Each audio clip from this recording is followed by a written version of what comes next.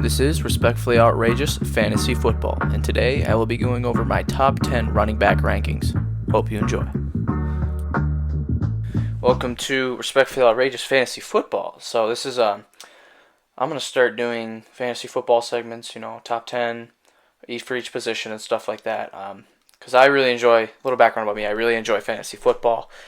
I'm in at least 2-3 leagues every year, and I always do pretty well in each of them. And it's really fun, and I enjoy rooting for players too, as much as the teams, and it gets me involved in watching other games too, besides the teams that I like too. So today I'm doing my top 10 running backs in fantasy football for this year, and I'm going to start at the bottom at number 10. And at number 10 I have Todd Gurley of the Los Angeles Rams. And before you all release your gates, whatever, I understand that he was one of the top running backs last year. In points, he was phenomenal. But what concerns me is the end of last season. He had a really injury problem. We didn't know what was happening, and it just kind of fizzled out for him. And he really disappointed fantasy owners at the end of the year in the playoffs when you need him. So that's why I have him at number 10, and also with the arthritis injury, and they also just drafted another running back early. So to me, that tells me that something's going on, and I don't know if he's going to get as many touches and carries as he did last year.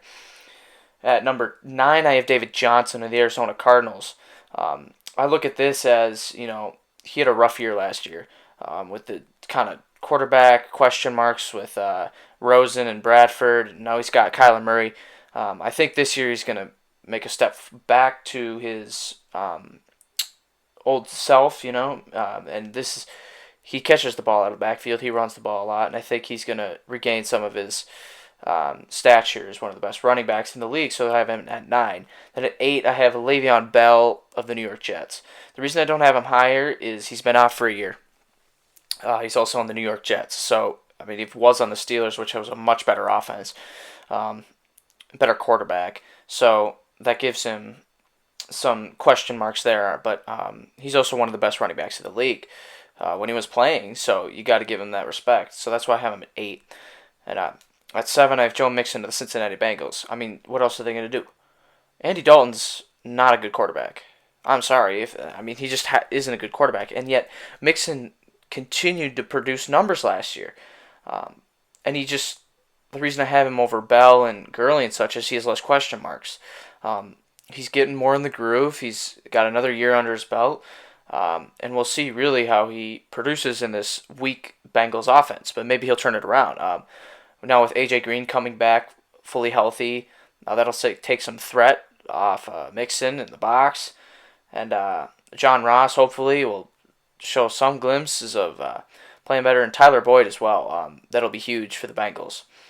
At 6, I have James Conner of the Pittsburgh Steelers. He had a breakout season last year with Bell, and holding out, and it was just great for Conner. He had a great year, great statistically, really unsuspected. People didn't really expect it, which, that's what it was. He did well. He kind of fizzled out at the end of the year, not 40 plus points, nothing too crazy, but he put up points, and that's why I got him at 6. Now these top 5, if you can get any of these top 5, it's great, but I'm looking at the top 2 as the ones that you have to get. So number 5, I have Melvin Gordon of the Chargers. He's a little more injury prone than the rest of the guys on this above him in the list, but he can catch the ball. He's fast. They call him Flash Gordon for a reason. So he's a good runner. They got the Chargers have a great offense. We saw them get to the playoffs, and they had the 5th seed with an 11-5 record, which is just unbelievable. But that's another day. So I got Melvin Gordon there at 5. At number 4 and 3 are kind of flip-flop. You can maybe switch them. But I have Christian McCaffrey at 4. The reason I have him at 4 is, he catches the ball. He's completely involved in this Panthers offense. He's the main target. Cam Newton either hands the ball off to him or throws it to him. It's what he does. So I have Christian McCaffrey at 4. He gets a little more PPR points, but I have Alvin Kamara above him, and there's a couple reasons why. One is Alvin Kamara's the solo back now. Mark Ingram's gone. He's on the Ravens now. So Alvin Kamara is getting most of those touches now. Maybe more of those goal lines to get more of those touchdowns, which increases the points there of Kamara. I see both McCaffrey and Kamara as big receiving backs. So they get those PPR points. Not as dominant rushers as the top two that I'm going to get to in a minute. But you look at that, and I think, Kamara's solid 3 and Christian McCaffrey's 4. But if you can get either of those two, I mean, those are two great running backs, and you need those guys. But I would pick Kamara over McCaffrey. And then at 2, I have Saquon Barkley. And, I mean, he was just a machine his rookie year. The only problem that I have, and I'm sure he'll produce great numbers again next year, or this year, but the Giants' offense is terrible. I mean, there's nothing. Evan Ingram is maybe the only other plausible fantasy player.